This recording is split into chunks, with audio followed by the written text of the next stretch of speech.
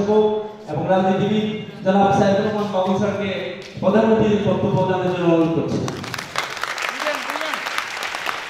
ধন্যবাদ। শুভ সন্ধ্যা। আজকের এই অনুষ্ঠানের সম্মানিত সভাপতি,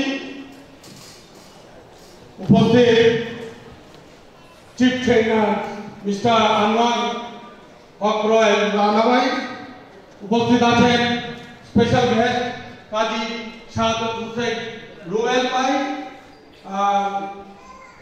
guest of speaker mister Joynul Abedin, Kamrul Uddin master,